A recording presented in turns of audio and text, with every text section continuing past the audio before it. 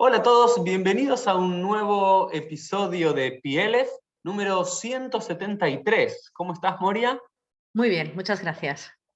Tenemos el placer de tener a Moria Ferrus, ¿lo pronuncié bien? Moria Ferrus, sí, Moria Ferrus, ok. Tenemos el placer de tenerla aquí desde Barcelona, ¿no es cierto? exactamente, desde cerquita de Barcelona, pero sí, a pocos kilómetros de Barcelona. Muy bien, cerca de Barcelona, para hablarnos algo que tiene que ver con Barcelona. Tiene que ver con la historia sefaradí, con la historia de la ciudad judía de Barcelona, de Cataluña en general, y con un proyecto particular que Moria nos va a contar un poco más, que tiene que ver con la reedición de un sidur con el Nusach, con la tradición ritual de Cataluña, ¿no? De los judíos de Cataluña, Catalonia, no sé cómo debe ser la correcta pronunciación. Creo que en Ibrit es Catalonia, no sé exactamente, ya tú nos dirás un poquito más, Moria, pero eso es el tema de nuestro PLF de hoy. Pero antes que todo, siempre, Moria, nos gusta que cada uno pueda introducirse, ¿no? Pueda contar un poco su propia historia, su propia biografía, para entender de dónde nos hablan, quién nos hablan. Así que, bienvenida. Pues muchas gracias. A ver, ¿qué quieres por dónde empiezo? Guíame tú, pregúntame tú o dime tú y yo te respondo. Tú naciste en Barcelona, de una familia judía, inmigraste allí. ¿Cómo es un poco tu historia personal, tu biografía personal? Y luego un poco de tu desarrollo profesional que te llevó a escribir este libro. Pues yo nací en el año 75. Por tanto tengo 46 años, no en Barcelona, sino en una ciudad muy cerquita de Barcelona que se llama Terrassa. Está, pues no sé, a 20 y pocos kilómetros de la ciudad de Barcelona. Entonces, mi familia, mis padres, mis hermanos, mis abuelos, no son judíos, ¿vale? Yo pasé por un proceso formal de conversión al judaísmo hace ya bastantes años en Israel. Fui a Israel a finalizar este proceso de conversión y por tanto, pues hoy en día yo y mis hijas y mi marido, pues sí que somos judíos y formamos parte pues de esta tradición y de este legado, ¿no? Como judíos por elección judíos por elección o como quisiéramos llamarle. Entonces, sí que es cierto que esta conversión pues, no viene de la nada, sino que viene, pues claro, precisamente en una tierra como Barcelona, como Cataluña, como España, como la Mediterránea en general, Portugal, sur de Francia, Italia, pues es unos territorios llenos de judíos conversos, pero de judíos conversos al cristianismo, que durante los últimos 500 años, pues más o menos han pasado desapercibidos, depende de qué épocas más, depende de qué épocas menos, y hoy en día, desde hace unos años, pues parece que esto del retorno, de retornar a las raíces, sobre todo pues en países mediterráneos con fuerte presencia católica, como esto, como España, Portugal, Italia, sur de Francia, pues parece que lo que hace unos años era imposible, como volver a las raíces, a volver al judaísmo, pues hoy en día es posible, ¿no? Y es muy de agradecer el que los descendientes de manera, ¿cómo diríamos?, de manera consciente o descendientes de manera inconsciente de estos judíos, hoy en día tengamos la posibilidad de volver al judaísmo. Pues En por tu caso tanto, particular, te pregunto, Moria, eh, ¿tenían alguna tradición judía así oculta, alguna idea de antepasados judíos, o es más una idea general de que un gran porcentaje de los hoy cristianos en la península ibérica tenían algún pasado judío? en el momento en que yo decidí hacer este retorno conversión, era un tema 100% conversión. O sea, yo no tenía conciencia de que algún antepasado mío pudiera serlo, aunque pues viviendo aquí es muy probable que lo tengas. Pero yo cuando lo hice por voluntad propia, por yo quiero ser parte del pueblo de Israel. No lo hice como un retorno. Lo que sí que es cierto es que después de este retorno, conversión o como quieras llamarlo, haciendo investigaciones genealógicas, pues me di cuenta de que en el fondo pues éramos judíos no por una parte, sino casi por las cuatro partes, ¿no? Como la mayor parte también de la gente que vive aquí, que a la que empiezas a subir por el árbol genealógico, pues te encuentras lo que te encuentras. Sí. Y entonces, pero no, digamos, hay muchos que se convierten al judaísmo, pero luego siguen, vamos a decir, su vida no se dedican al judaísmo en particular, continúan sus diferentes profesiones, pero vos te dedicaste desde la parte profesional y desarrollo cultural y de estudios a dedicarte a estudiar sobre temas judíos. ¿Nos puedes contar un poquito tanto tu desarrollo Sí. profesional y tu desarrollo académico? Sí, bueno, yo de hecho las dos cosas han ido un poco de la mano, ¿no? A nivel académico, yo estudié hace casi una infinidad, me parece ya, filología hebrea en la Universidad de Barcelona, antes del proceso de retorno al judaísmo. O sea, yo soy licenciada en filosofía, en filología hebrea. Fui a estudiar a la Universidad de Haifa hace muchos años. Por tanto, tuve la suerte de estar en Israel muchísimas veces, de estar en un kibutz, de estar como voluntaria en el ejército, de hacer todos los ulpanes habidos y por haber, de estudiar aquí, de estudiar allá. Por tanto, esta base ya la tenía y la he mantenido, el tema de la filología hebrea. Y también hoy en día estoy intentando acabar de una vez el doctorado. Estoy haciendo el doctorado en Historia del Arte y Musicología, precisamente sobre un tema de Nusach, de liturgia judía, que luego si quieres lo hablamos. Y muy interesante sobre la recuperación del Nusach catalán. Luego si quieres lo desenvolupamos un poquito más. Y luego lo que a mí me pasó, pues mira, a mí me gustaba mucho estudiar, el tema de estudiar alajá. Al principio uno lo estudia por obligación y luego uno lo estudia por devoción, y de la alajá pasé a la Hasanut y de la Hasanut volví a la alajá y allí estoy, y esa es mi vida. Tengo que decir que también trabajo en un trabajo no judío, o sea, yo soy maestra de educación especial en la escuela pública de aquí de Cataluña, y eso dijéramos que es lo que me hace vivir con los pies en el suelo, ¿no? Sí. Y luego aparte de esto, pues sí, me dedico, no diría yo profesionalmente, o sí, como quieras llamarle, pues al tema sobre todo de Hasanut y de vida comunitaria. Conduces una nueva institución, una nueva Keilah, comunidad y la Nova Escola Catalana, que creo que también ese, tu rol profesional allí o comunitario también está emparentado con tus estudios de posgrado y de doctorado de la recuperación del Nusach catalán. Sí, todo va un poco de la mano, aunque son dos cosas diferentes. Una es mi carrera, dijéramos, académica, y otra cosa es lo que tú dices, ¿no? La Nova Escola Catalana no es una comunidad, por varios motivos. Yo lo definiría más, aunque empezó como un centro cultural, yo lo definiría hoy en día como una institución que tiene como dos patas o tres patas diferentes. Una de ellas sería todo el tema cultural para judíos y no judíos, o sea, dar a conocer lo que era el judaísmo sefardí, si quieres decirle, con la particularidad catalana, lo que era el judaísmo que se vivió pues en esta parte de la península que pisamos, y que tiene unas características que lo hacen un poco diferente de lo que se entiende por judaísmo sefardí, por ejemplo, del judaísmo andalusí o del judaísmo...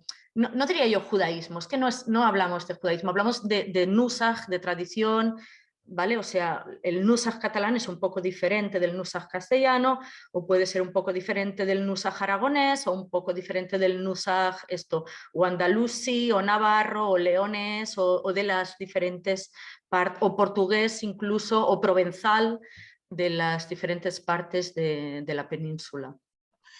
Metámonos un poquito en eso, me interesa, y después vamos como en el Talmud. Va. Minyan de otro Inyan. Vamos de un tema a otro tema, pero vamos hablando del tema y desarrollándolo. Porque normalmente diferenciamos de forma burda al judaísmo entre Ashkenazí y Sefaradí, ¿no? Los judíos de origen alemán, francés, polaco y demás, y los judíos de origen sefaradí, España y Portugal, con todo península ibérica.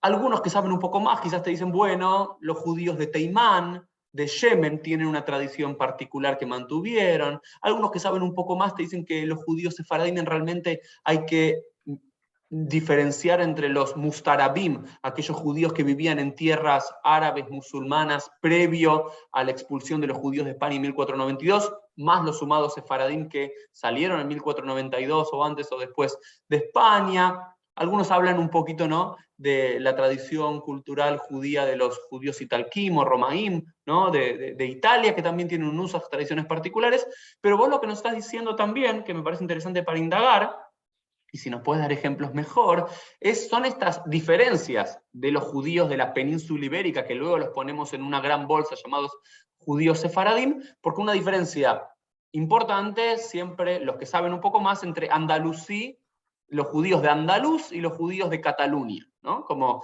diferencia geográfica, de influencias y demás. Pero vos nombraste algunas más, Aragonés, de León y demás. ¿Nos podés contar un poquito de la historia de estas diferentes comunidades y nuzas y tradiciones, y si nos podrías dar algún ejemplo para los legos, para los ignorantes en el tema, entender un poco más cuáles son estas diferencias de estas comunidades al interior del mundo sefaradí? Bueno, de hecho el concepto sefardí, claro, es un concepto que gana vigor y gana presencia a medida de que los judíos que vivían aquí se van a otras partes, y el término sefardí pues empieza a aplicarse posteriormente. En general, ahora seguramente hay gente que me está escuchando y me dice, ¿qué dice esta loca? En general se aplica el término sefardí cuando uno ya hace un siglo, 2 siglos, 3 siglos que ha marchado o que lo han echado de la península ibérica. Entonces, mira, te pongo un ejemplo, te lo explico al revés. Después del 1391, cuando hubo, siempre hablamos del 1492 como gran fecha de la expulsión. A ver, un momentito, espera. Ya mismo. Normalmente tenemos como fecha, ¿no?, o se pone como fecha el 1492, que precisamente ahora estamos pues, en estas fechas de la expulsión, ¿no? Exacto, creo que estamos grabando este episodio el 1 de abril. Exacto. Y es el 31 de marzo, ¿no es cierto?, exacto, que habían puesto como fecha inicial del Edicto de Granada. Exactamente. Pues, claro, pero tenemos que entender que la emigración de los judíos peninsulares ya se había dado antes, como un siglo antes, a partir del 1391, con lo que aquí le llamamos los avalots, ¿no?, estos progromos, estas razzias que empiezan en Andalucía y van subiendo por la costa mediterránea, por Valencia, Mallorca, y llegan a Barcelona y llegan a otros lugares, sobre todo también del centro de España, pero principalmente de esta costa mediterránea, y acaban con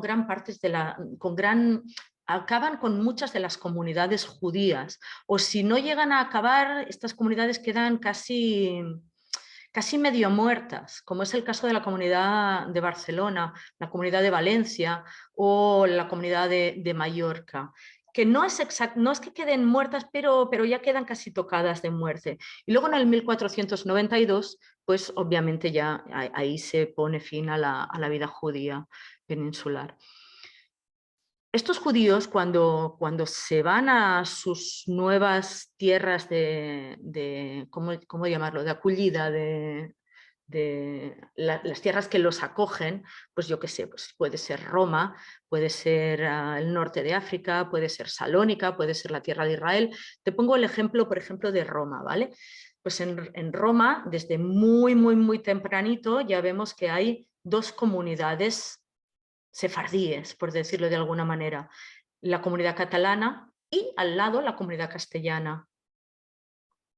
Por tanto, a ellos mismos no se autodenominan como sefardíes, se autodenominan como, ¿tú dónde rezas? En la comunidad catalana. Ah, vale, muy bien. ¿Y tú? Yo en la castellana. Ah, muy bien. ¿Y tú? Yo en la aragonesa. Ah, muy bien. ¿Y tú? Yo en la de Aragón. Vale, esto en Roma. En otros lugares como en Salónica, pues puede ser, ¿y tú? Pues yo en la de Valencia, o yo en la de... O sea, cada uno se refiere a sí mismo, sobre todo por la ciudad de origen, no tanto con el término de yo soy sefardí, no.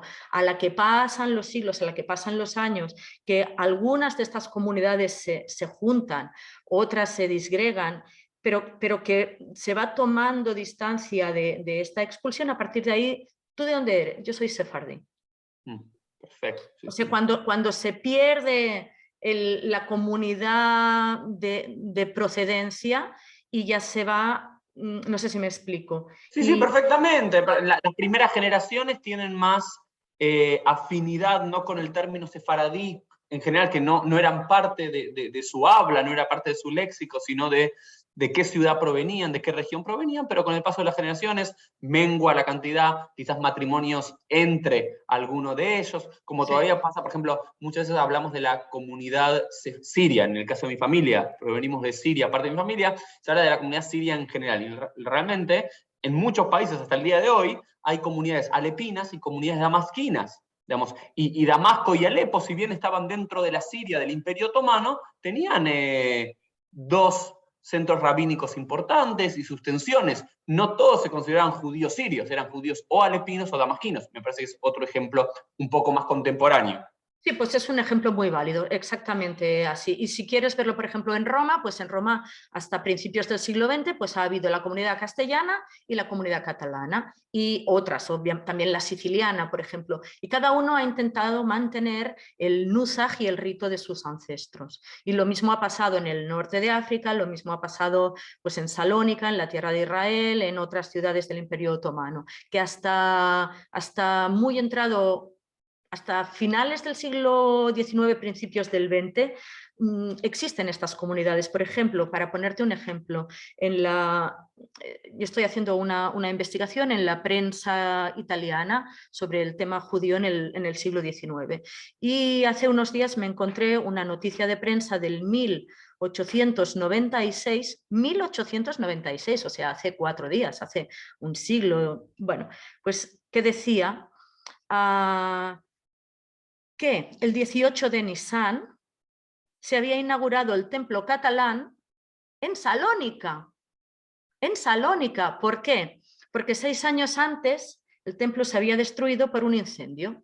Habían tardado 6 años en reconstruirlo y habían reconstruido en el 1896 el templo catalán. Pero es que esto hace 4 días. O sea, Sí, sí, sí, digamos, eso quiere de decir... 1492 o 1391 a 1896 hay 5 siglos prácticamente, y aún así no hace referencia a una comunidad sefaradí en general, sino sino una comunidad catalana que continúan con su nusaj, continúan imprimiendo sus mahzorim para las altas fiestas, continúan imprimiendo sus sidurim para Shabbat, para los días de la semana. O sea que vemos que estas comunidades con su nusaj particular han atravesado la historia. Y esto a mí me parece muy interesante porque yo cuando estudiaba en la universidad y cuando me explicaban era como que el mundo judío catalán había muerto en el 1391 y yo pensaba, esto no puede ser, vale que ha muerto, pero se ha ido a otro lugar, se ha desplazado, ¿dónde está? Y eso fue lo que a mí me despertó el interés de decir, ¿qué ha pasado con este mundo? ¿Se lo ha tragado la tierra? O sea, ¿cómo puede ser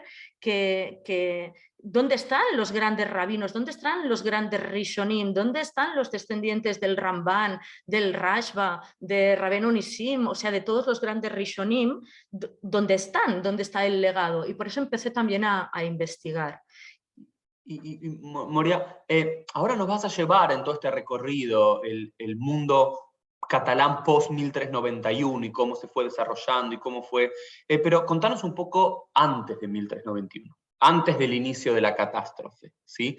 ¿Cómo se asientan los judíos en Cataluña? Es una pregunta si Barcelona dentro de Cataluña siempre fue el lugar principal, desde cuándo tenemos comunidad judía en Cataluña en general, en Barcelona en particular, y quiénes fueron una de sus grandes figuras o exponentes y quizás lineamientos ideológicos antes del inicio de la catástrofe. Y después hablamos en un ratito qué pasa después y toda esta documentación que fuiste haciendo de investigación.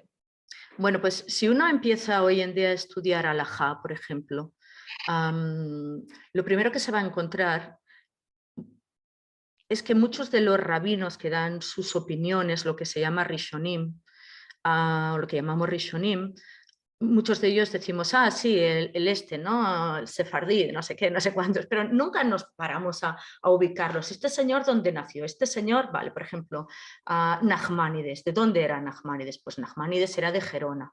Gerona está a 100 kilómetros de aquí, yendo hacia Francia, ¿vale? El Rashba, el Salomó Benadret, ¿de dónde era? De Barcelona. Por tanto, tenemos estos dos grandes centros, que es Barcelona y Gerona. Tenemos otro gran centro que sería Mallorca, la Comunidad de Mallorca. Tenemos otro gran centro que sería Perpiñá, que hoy en día está justo pasado la frontera. Y vemos pues desde el año 1000, 1100, 1200, 1300, que este lugar, dijéramos, no únicamente, juntamente con muchos otros, pero sí que el arco, no solamente lo que hoy en día entendemos por Cataluña, sino todo el arco que va desde Provenza y va bajando, por ejemplo, Narbona, no sé si situamos en el mapa Narbona, Montpellier, pues es todo este judaísmo que en un momento va bajando hacia aquí e impregna este lado mediterráneo de la península ibérica. De la antigua Francia y demás, de Francia, Provenza, Cataluña. Porque lo que estás contando, todas estas regiones, creo que me parece interesante sumar, aunque sea Morea, y vos puedas corregirme si es que me equivoco, es que muchas veces pensamos el inicio del judaísmo sefaradí, español, península ibérica, más de una migración desde el norte de África, ¿no es cierto?, siguiendo a, digamos, el mundo musulmán y demás, del sur hacia el norte. Vos lo que nos estás dando es una idea diferente quizás o complementaria de que también hay un proceso migratorio de sabios y de comunidades del norte hacia el sur, lo cual también es paradigmático porque también ahí, digamos, en la Provenza y demás, también es el momento de encuentro entre el mundo, llamémoslo burdamente, sefaradí y ashkenazí. Exactamente. De la misma manera que este punto de encuentro puede ser el judaísmo catalán o el judaísmo italiano, que decimos, es que no es ni sefardí ni ashkenazí, precisamente porque nace del medio. Yo pongo a veces cuando hago clases, digo, es como si hubiera empezado en Provenza y se hubiera repartido por dos patas, una que baja hacia Cataluña y otra que baja hacia Italia, como un arco, como una media luna que se va desprendiendo. Y a medida que se va alejando de ese epicentro provenzal, pues va creando sus propias características y por eso pues el judaísmo medieval o la halajá o el nusaj medieval de aquí, catalán, que tampoco quiero decir catalán, pero el que se desenvolupa, el que se desarrolla aquí, es ligeramente diferente del que se pueda llegar a desenvolupar en la impregnación en Italia, teniendo en cuenta que en Italia también les vienen las migraciones por otro lado, no simplemente o no únicamente por Provenza. De la misma manera, pues unas primeras migraciones también llegaron, como tú muy bien dices, un poco anteriormente por el sur de la península, por Andalucía. Por ejemplo, tenemos pues a Maimónides, ¿no?, como representante de este judaísmo andalusí, y luego puede ser que este centro, este epicentro andalusí, luego se desplace a la Provenza por motivos políticos, por los motivos que sean, pero hay como un desplazamiento. Y luego es curiosa también esta polémica anti-maimonidiana o pro-maimonidiana que se da precisamente entre estos dos epicentros, entre el epicentro catalano-provenzal y el epicentro más andalusí. Correcto. Y vos recién decías que este judaísmo de Cataluña en general, de Gerona, de Barcelona, de estas de regiones y ciudades, no es precisamente, es una mezcla entre, porque nació en esa tensión, en ese punto medio entre el origen ashkenazí del norte y más sefaradí del sur, o más, vamos a llamarlo, influenciado por el cristianismo y por el mundo musulmán. Vos nombrás una y otra vez que ligeramente hay diferencias. ¿Nos podrías describir alguna diferencia, ya sea en el pensamiento, en la vestimenta, en la musicalización o en el nusaj en sí, para entender, ok, dentro del mundo sefaradí hay una categoría particular que es el mundo de Cataluña? Vale, no es que sea una categoría, porque además mucha gente también seguramente que pueda estar escuchándolo puede decir que es que no es que sea una categoría, es una, como los del pueblo de al lado pueden ser diferentes a los, o sea, no es una categoría, es una manera diferente. Lo que sí que es cierto es que el nusaj está como categorizado como un nusaj diferente, que es el nusaj catalán, ¿vale? Entonces, Pues lo que te decía antes, cualquier persona que abra una página de Alajá ya se va a dar cuenta de que los que dicen, pues esto no es así, pues esto yo lo haría así, precisamente son muchos de ellos los rabinos catalanes, que muchas veces no dictan su Alajá como se hacía en tierras de Sefarad, sino que su Alajá posiblemente se parezca más a lo que hoy en día sería un Alajá Ashkenazi. Y depende en qué tema se parece más al mundo Ashkenazi y depende en qué tema se parece más al mundo sefardí. Por eso es como una especie de burbuja allí en medio. Y muchas veces se parece más al mundo Ashkenazi que al mundo sefardí. No sé, ahora no se me ocurre. Y ahora, ok, conocemos un poco la historia, quiénes fueron estos grandes referentes culturales y el inicio del declive en 1391, y ahora creo que lo más interesante de nuestra charla, nuestra conversación, es cómo esta recuperación, que finalmente uno de los productos va a ser tu doctorado y otro de los productos tiene que ver con ese sidur que hicieron, que lo quiero comprar y quiero que nos digas a los que lo queremos adquirir cómo poder hacerlo. Porque normalmente uno va a una librería judía y uno te dice, no, quiero un sidur. Ok, ¿qué sidur quieres? Tenés nusach, vamos a llamarlo sefarad, que no es sefarad, que es realmente un nusach más hasídico, místico, vamos a llamarlo de alguna forma. El nusach ashkenazí, ¿sí? O nusach sefaradí, que es lo que llamamos sefaradí clásico. Pero vos lo que vos nos decís es que no, sefaradí, ¿no? Si venís de una comunidad damasquina o alepina o de Egipto o de Alejandría o de una comunidad castellana o de Cataluña, tienen diferentes cosas. Ese sidur, de esa comunidad que rezaba en 1896 en Salónica, que apareció esa noticia, ¿tenemos registros de ese sidur para compararlo? ¿O cómo? Sí, claro, sí, sí, sí. A ver, quería primero matizar una cosa que es importante. Cuando hablas del Sidur Cataluña, no lo hemos hecho nosotros. El Sidur Cataluña nosotros lo utilizamos, pero no está hecho por nosotros. El Sidur Cataluña lo hizo el señor Idán Pérez desde Israel, ¿vale? Okay. Entonces no es nuestro. Perdón, ¿Vale? error mío, como decimos en Argentina, mala mía. Sí, sí, Okay. sí, sí. Lo tengo aquí por si alguien quiere verlo. Espera, no sé si se ve bien con el filtro. Después lo ponemos el link, Esto ahora con el lo blur no tengo se aquí. ve. Es el Sidur Cataluña y pues ya hace como unos 3 años que el señor Idán Pérez lo editó, ¿vale? Idán Pérez, aunque hoy en día, desde hace ya muchos años, vive en la tierra de Israel, él es nacido también aquí, ¿vale? Pero el trabajo es suyo, no nuestro. Nosotros, porque el trabajo de recuperación que nosotros hemos hecho, hacemos y proponemos, a ver si me explico para que todo el mundo lo entienda. Cuando hablamos de nusaj hay dos nusaj. Hay el nusaj textual y el nusaj musical, ¿vale? O sea, ¿qué es el nusaj textual? Es qué palabras, qué texto se utilizaba, qué texto utilizaban. No todos los sidurim el texto es exactamente igual. Por ejemplo, hay una diferencia muy grande entre un sidur sefardí y un sidur ashkenazi, ¿sí? Dentro de los sidurim sefardim, pues no es lo mismo un sidur de Marruecos que un sidur de Alepo o un sidur de Bagdad. Son diferentes, ¿vale? Porque el texto es diferente. Por tanto, el texto del nusaj catalán también es un poco diferente de un sidur estándar sefardí. El texto es diferente, no todo, pero hay partes que son diferentes, ¿vale? Antes de pasar al nusaj de musicalización, digamos que quedémonos en el textual, ¿ok? ¿Recordás ahora al Regel Ejad alguna diferencia? No sé, hoy a la noche estamos grabando en Erev Shabbat, en la víspera de Shabbat, Kabbalat Shabbat. Sí. ¿Okay? Normalmente está, por ejemplo, en el mundo sefaradí, normalmente empieza con Shira Shirim, con el cantar de los cantares. ¿El nusaj de catalán lo tiene eso? Que yo haya podido ver, no. Ahora, en el antiguo nusaj catalán, no. Ahora, por ejemplo, sí que he visto que en el siglo XIX, en la comunidad judía de Roma, sí que cantaban el Shira Shirim. La comunidad judía catalana de Roma sí que empezaban con el Shira Shirim. ¿Cómo lo sé?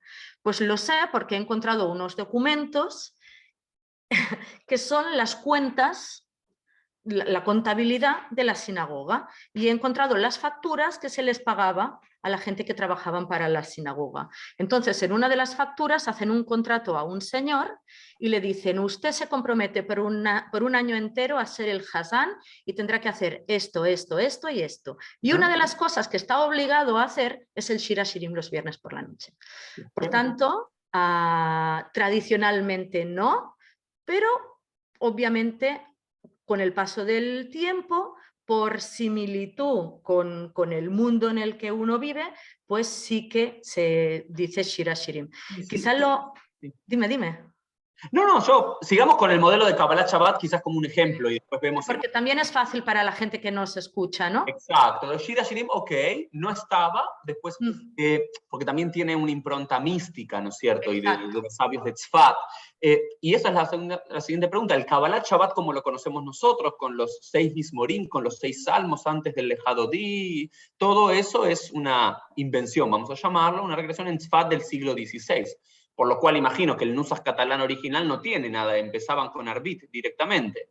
Exactamente. No con Arbit, ponían unos salmos delante, pero sí, claro, empezaban pues con el Salmo 29, mismo de David. Con el sexto del que sería hoy tradicional, mismo de David. Exacto, sí. Y después el lejado, por ejemplo, en el Sidur esta de Idán Pérez, que utilizan ustedes, el lejado di tienen, porque también el lejado di es una creación Claro. de Tzfat del siglo XVI, si estamos hablando de un Nusach catalán del siglo XIV, del siglo XV anterior, ¿qué hay ahí para saber? Pues obviamente si aún no se ha escrito el Lejadodí, pues no puede estar porque sería un anacronismo. No, aún no se ha escrito, tenemos que esperar aún, pues eso, hasta el siglo XVI a que se escriba. Por tanto, en el antiguo Nusach catalán no hay Lejadodí, de la misma manera que en el antiguo Nusach del mundo mundial tampoco hay Lejadodí, porque aún no se ha escrito. Ahora, pues ya cuando te encuentras en el siglo XVII-XVIII, se imprimen Sidurim o Mahzorim para las comunidades nuevas, para las comunidades catalanas actuales de aquel momento, y entonces sí que está el Lejadodí. Interesante. Y después algo más en particular por ejemplo, una pregunta en general. Te hago preguntas así, Moria, no sé si te parece, de curioso. Sí, pregunta. Siempre digo que aprovecho pieles para aprender yo, si no, no haría estos episodios. Hay mucha influencia en varios países y en varios sidurim del mundo sefaradí del mundo místico, ¿no? Los ijudim, ¿no? Antes de algunas partes el ijud Kudushabrihu, la unión de la parte femenina y masculina de Dios, y el Anabejoah, o digamos, diferentes fragmentos del Zohar o de otros textos místicos, el Nusach catalán lo tiene, lo incorporó, siempre lo mantuvo de lado. No lo tiene porque toda esta parte mística pues aún no se ha popularizado. Podría tener, por ejemplo, lo que sí que tiene es muchos piyutim de cabalistas, pero pre-cabalá de Ari a Kadosh, o sea, por ejemplo, de Nachmanides, que obviamente pues tenía su parte cabalística. Entonces sí que lo encontramos en poemas litúrgicos. El Nusach catalán está lleno de poemas litúrgicos. O sea, podrían ser liturgias larguísimas, de horas, porque está muy embellecido por poemas. Entonces, muchos de estos poemas sí que tienen un cierto deje cabalístico, pero cabalístico pre-Ari a Kadosh, o sea, cabalístico pre-expulsión, sí. Sí, eso es interesante, digamos, para marcar una de las grandes diferencias. Tipológicamente, el mundo ashkenazí intentó hacer más limitada y corta la tfilá, y el mundo sefaradí agregar piutim, poemas litúrgicos, digamos, agregar salmos, ¿no es cierto? Incluso en Minjá. Exacto. Y algún dato otro de color, algo así como quería decirte que, por ejemplo, en Argelia, que las comunidades de Argelia están muy influenciadas por el Nusach catalán, muchísimo. de tal manera que incluso hoy en día descendientes de comunidades de Argelia, sobre todo de la capital, ellos mismos se reconocen como descendientes de los judíos catalanes que llegaron a Algeria en el 1391, sobre todo procedentes de la isla de Mallorca. ¿Sí? Y entonces ellos mismos te cuentan que hay como dos, dentro de este nusaj catalán hay dos nusaj diferentes, el de Barcelona y el de Mallorca. O sea, tú imagínate, ¿eh? No solo uno, sino dos. Y seguramente había más, el de Barcelona y el de Mallorca.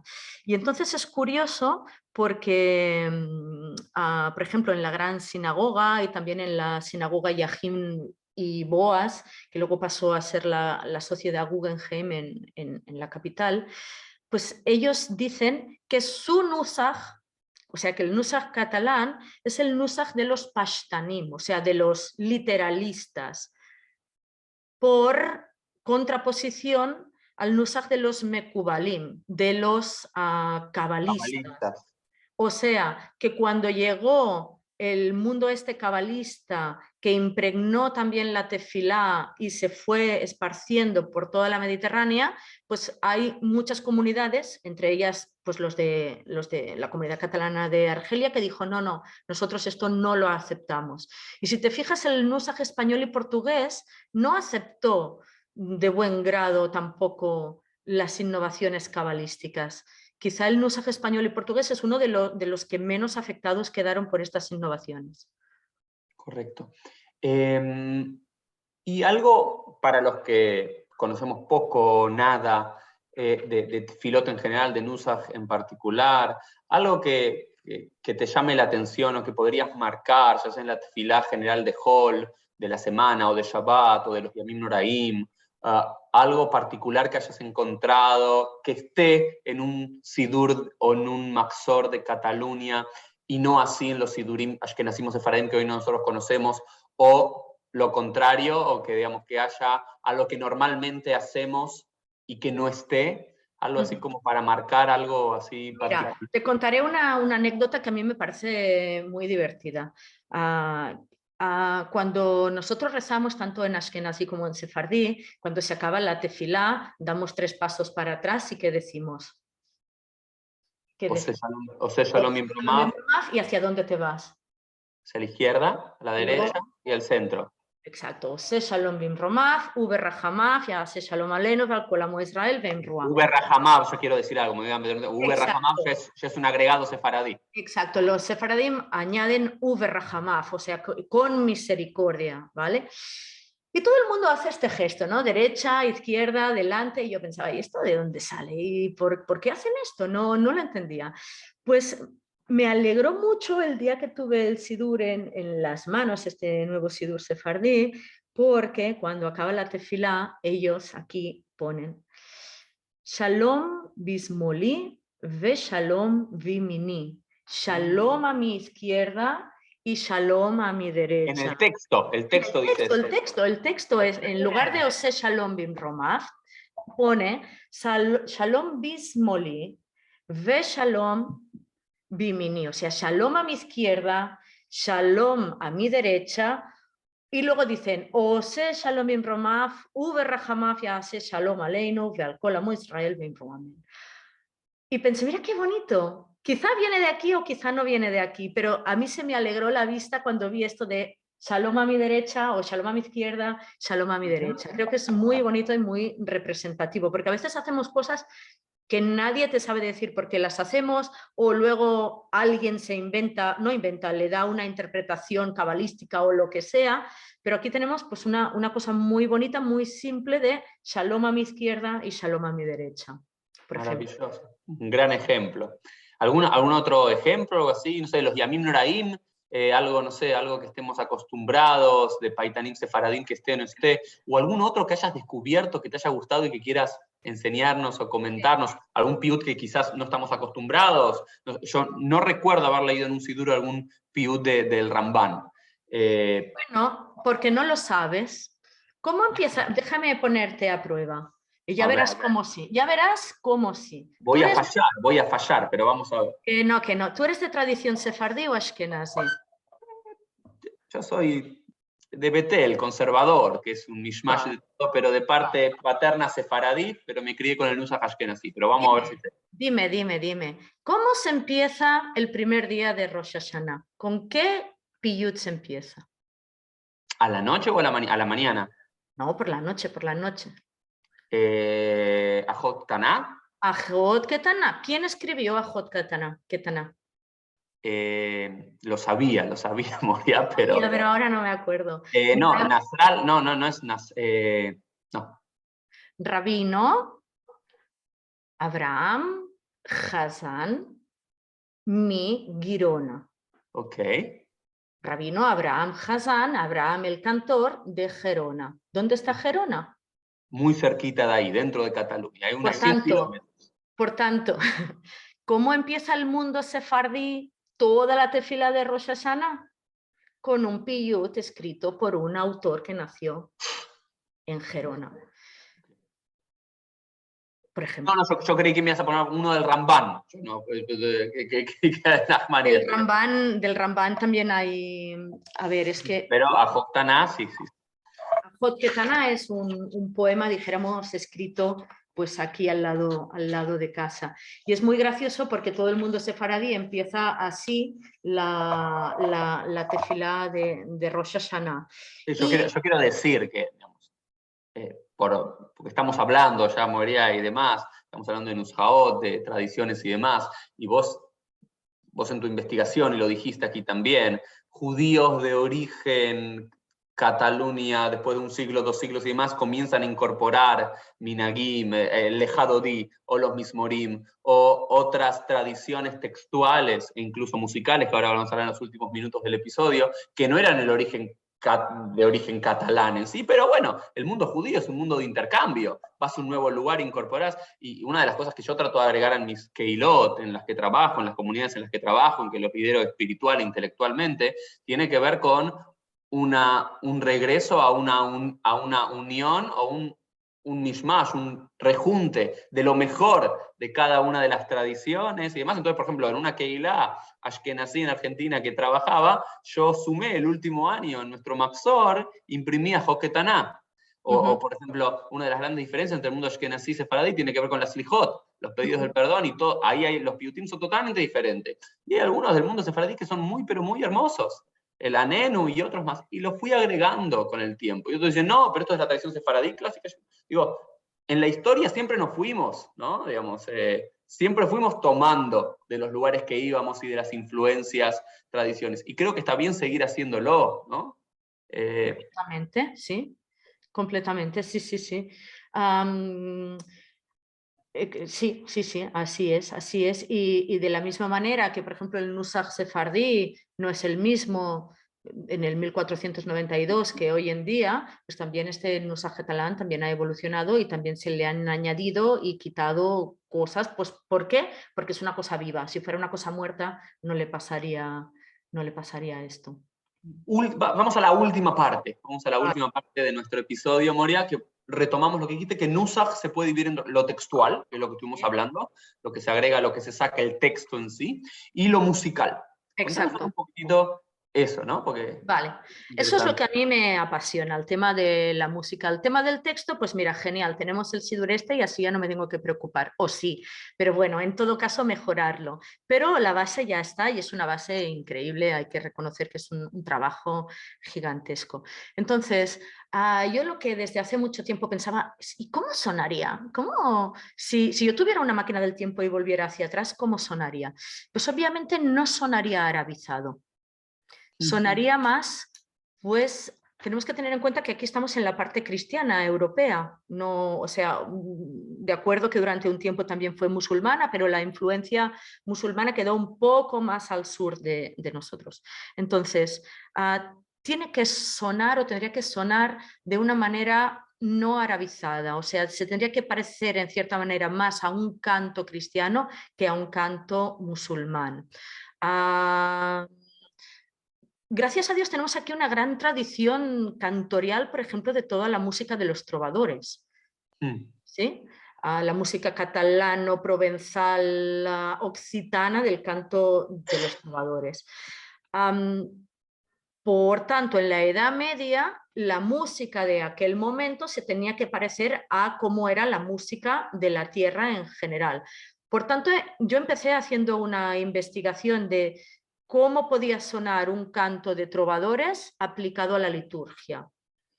¿Vale? Esto es lo que se llama también contrafactos, ¿no? O sea, empezar nuevos contrafactos con... Antes de que sigas, Moria, hay como, no sé, de Obadiah Ger, creo que es una de las primeras partituras que tenemos y demás. ¿Encontraste partituras o no? Todo ese contrafáctico, tratar de imaginarse cómo sonaría. Básicamente es tratar de imaginarse cómo sonaría, porque igualmente ni que encontraras ni que encontraras la partitura no es como hoy en día de do, re, mi, fa, sol, no, la partitura es más como la cantilación de la Torá, ¿no? Que te da aquí un poquito allá y tú te espabilas, o sea, no te dice exactamente tampoco cómo era en el canto provenzal o en la música de Obadiah, como tú has dicho, o sea, hay que ponerle también mucha investigación musicológica y mucha imaginación. Y entonces aquí fue donde empezó. Yo me dije a mí misma, si yo soy un judío catalán y me tengo que ir, ¿dónde me voy? Cojo un barco y ¿dónde me voy? Pues me voy a Italia, que es lo que queda más cerca. Entonces de ahí empezó mi investigación en Roma, principalmente en la comunidad judía de Roma, que es donde estoy investigando hoy en día. Entonces lo que hago es intentar recuperar cualquier melodía que hoy en día se esté aún presente en Roma, intentar ver a través de un estudio de campo con una metodología musicológica cuál puede ser la historia de esta melodía, intentar sacar unos patrones básicos y a partir de aquí aplicarlo a la tefilá. Por ejemplo, necesito un patrón básico para shaharit del día a día y necesito un patrón básico para shaharit de Shabbat. Necesito un patrón para Minja y necesito un patrón para Arvit. ¿De dónde saco este patrón? O sea, el nusach, ¿no? La manera de cantar, no la cantilenación de la Torah, sino el nusach, ¿no? La vibración esta con la que va fluyendo la melodía. Bueno, y entonces se hacen unas propuestas musicales, o sea, es una neo-reconstrucción, es un neo-nusach. No es el nusach original, porque eso no lo sabe nadie, es un neo-nusach. Y es una propuesta, una propuesta que puede ser aceptada perfectamente porque está basada en la tradición. Lo mismo se puede hacer con la música que hemos heredado de Argelia. En el año 2000 se hizo se hizo en Israel un seminario de etnomusicología. Se invitaron a los principales Hasanim de Argelia y se les invitó a grabar, a registrar toda la tefilá de día, de Shabbat, de altas fiestas. Entonces tenemos toda la tefilá de Argelia también. Como dijiste, tengo una consulta que por un lado muchos judíos catalanes se fueron para Roma, pero las comunidades de Argelia se apreciaban a sí mismas como descendientes en Cataluña. ¿Encontraste puntos en común entre el nusach de ambos, luego de escuchar el de Roma y el de Argelia, digamos, para este patrón que estás buscando o no? Eso sería maravilloso. En algunas cosas sí que lo he encontrado, por ejemplo en la cantilenación de la Torá, por ejemplo en las Selijot, en Mismarot, que la noche, la vigilia de la Brit Milá, hay cosas que sí que se parecen. O sea que igual alguien que lo escucha dice esto no se parece para nada, pero a la que lo pones en una partitura y en un pentagrama y lo analizas, sí que tiene patrones que se parecen. Sí, sí que ¿Te los tiene. animás te hago una pregunta, esto está grabado, pero ¿te animás a cantarnos algo, alguna cantilación de alguna fila, por lo menos una Birkota Shahar, el Barjú, el Shma, algo para tener alguna idea de esta propuesta o no? Con total... Yo prefiero no, yo, Ok. yo prefiero no cantarlo, porque para mí para mí el tema cantorial entra pues dentro de la liturgia, ¿no? Dentro de la vida sinagogal pero bueno, te puedo decir, te puedo hacer unos pequeños matices. Por ejemplo, del Nusach de Roma. Yo cuando vivía en Jerusalén siempre iba a la sinagoga de Italia, de los italianos, y cuando en la calle Hillel. Entonces, cuando empezaban a cantar la Torá, yo me teletransportaba. Decía, no puede ser, esto es como que, como que era una cosa conocida, ¿no? Y entonces era porque muchos de los teamim que ellos utilizan los simplifican, no hacen un ta'am o sea, no utilizan un signo de cantilación para cada, o sea, no utilizan para cada signo de cantilación una melodía, sino que los simplifican. O sea, diferentes teamim los cantan de la misma manera. Y hay una manera de cantar que es muy como tarará, y a mí eso me sonaba como un shofar, ¿no? Como que te coge el alma para detrás y te la devuelve, ¿no? Y como se hace muchas veces, para mí es como hipnótico, ¿no?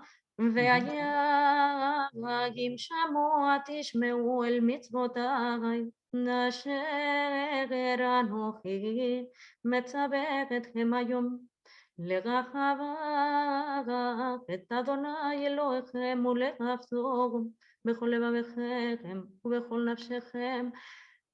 Para mí es de una belleza extraordinaria. Sí lo es, sí lo Es es. muy simple, no tiene ninguna complicación, no tiene ningún melismo, ningún gorgorito, ninguna cosa rara.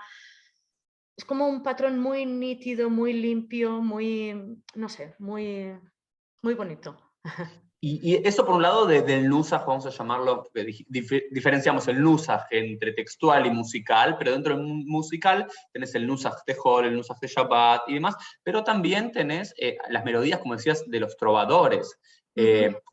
Por ejemplo, si vamos de vacaciones a Barcelona y rezamos con ustedes en la Nova Escola, ¿tratan de hacer alguno de los mismorim o algo con música de trovadores o no? Nosotros lo que hacemos es, siempre que proponemos una melodía, decir, ahora vamos a hacer este trozo de la tefilá con esta melodía que la hemos sacado de tal lugar. O sea, explicamos de dónde sale esa melodía. Si es una melodía de Roma, decimos, esto es una melodía de la Comunidad de Roma. Si es si es una melodía de Salónica, decimos, esto está inspirado en una melodía de Salónica, que la oí de rabino fulanito o menganito. O sea, siempre ponemos el contexto de dónde ha salido esa melodía. Por ejemplo, hace un par de años o 3 años, yo me inventé un contrafacto, una melodía, para cantar Eja, con una melodía provenzal, con una melodía de los trovadores, sí, porque me parecía... entonces, para hacer esto, no es una cosa que se haga pim pum, me gusta esta melodía y lo hago así, sino que se tiene en cuenta la época. Por ejemplo, si es para Tisha B'Av, pues tiene que ser una melodía que tenga una cadencia en una tonalidad menor, obviamente, una cadencia lenta, una cadencia un poco solemne, pero no demasiado, porque solemne quizás sería ya para Rosh Hashanah o para Yom Kippur, que tenga una cierta melancolía, porque recordamos la destrucción del templo, y que tenga un patrón, pues desde el inicio del pasuk hasta el Etnachtá, o sea, hasta la mitad de la frase, y del Etnachtá hasta el sof pasuk con otra melodía, y que no se haga demasiado pesado cuando ya llevas 200 versos haciéndolo. Y entonces lo hicimos con un contrafacto que se llama Cuando veo que la alondra se mueve, que en castellano no tiene mucha gracia, pero Quand veille la lausette mouve en provenzal. Y entonces la melodía, por ejemplo, pues es algo así como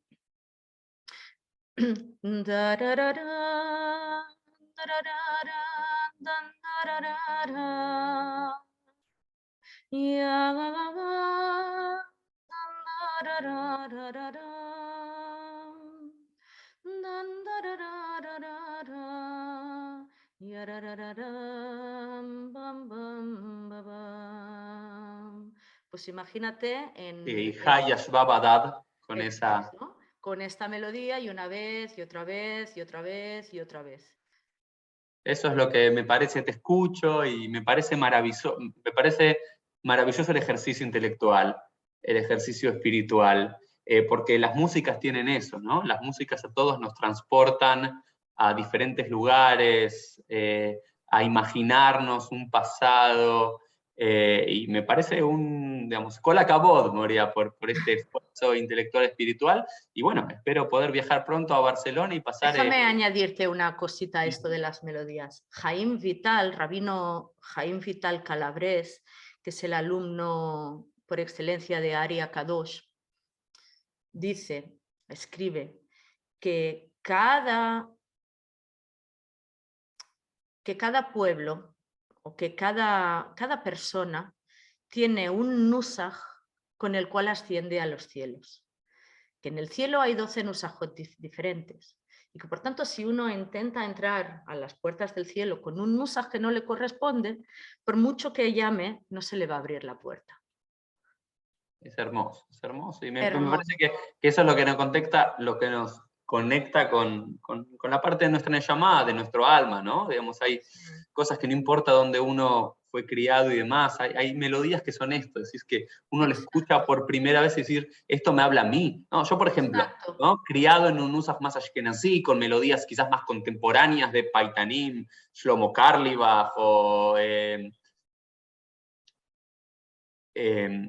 Friedman, digamos, del mundo reformista, moderno y demás, que me gustan y las disfruto, pero a veces cuando iba a Batei Knesset Sefaradim, que me invitaban, o escuchaba y demás, hay como algo que me conecta con un pasado que no sé cómo explicarlo, ¿no? Pero digo, siento que ese es mi nusaj, ¿no? Cuando escucho Shira Shirim, yo entro en un Beit Knesset, escucho Shira Shirim, digo, me quedo acá, ¿no? Esto es lo mío.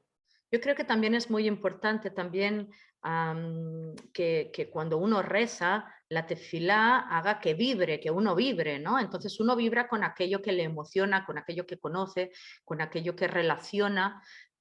Y creo que la propuesta que nosotros hacemos, aparte de que es útil para nosotros y que es un trabajo intelectual, obviamente, es un trabajo académico, es un trabajo litúrgico también, es un trabajo que puede servir a muchas comunidades emergentes que no tienen un nusaj establecido, a muchas comunidades, sobre todo en el sur de América, muchas comunidades nuevas que se están creando, muchos minyanim independientes, mucha gente que conversos, gente que se convierte y dice, es que yo no tengo un nusaj. ¿Con qué nusaj rezo? Bueno, pues sepas que si quieres, esta parte de la tradición que ha quedado abandonada y que parece que ahora tenga que ser todo blanco y negro, pues no, si nunca fue blanco y negro, ¿por qué hoy tiene que ser blanco y negro? O sea, siempre el pueblo de Israel ha cogido melodías del pueblo y las ha puesto en la tefilá, por muy escandaloso que pueda parecer. Por ejemplo, la melodía esta de la vida doy por el raquí, la vida doy por el raquí, no puedo yo dejarlo. Es una canción de beber vino, es decir, doy mi vida por el raquí, no puedo dejarlo, de beber nunca me cansé de tanto amarlo. Esto es una melodía que los judíos pues otomanos todo el mundo conoce.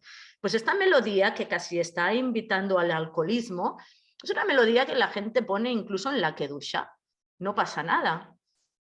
Sí. Melodías completamente pues como los bilbilicos, melodías del pueblo no judío, del pueblo cristiano, del pueblo musulmán, del pueblo lo que sea, y que luego a los judíos les gusta y lo ponen en su tefilá y no pasa nada. Así se ha construido la tefilá a lo largo de los siglos. Como tengo un buen amigo que dice, y quizás con esto para empezar a terminar, que lo que hizo el pueblo judío a lo largo de toda la historia fue servir de tamiz, ¿no? Lo que nosotros hacemos es tomar del mundo exterior melodías, incluso comidas, ¿no? Siempre repito, ¿no? Lo que hoy llamamos comidas sefaradí, ashkenazí y demás, realmente son las comidas del pueblo, de los mundos gentil alrededor que lo fuimos adoptando como propio, dándole una vuelta, poniéndolo en nuestra tefilá y demás. Así que, Moria, gracias por llevarnos en este recorrido de esta hora a repensar esa gloria del mundo catalán y sus reconfiguraciones durante los últimos siglos y esta recuperación, ¿no? Esta recuperación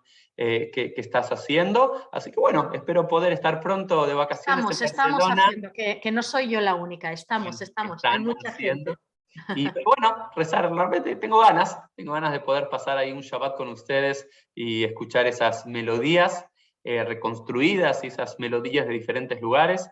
Así que bueno, ojalá que todos tengamos la posibilidad cuando viajamos a Barcelona. Sabemos que podemos buscar Nova Escola Catalana y si nos invitan y nos abren la puerta, ir a hacer fila con ustedes. Claro que sí.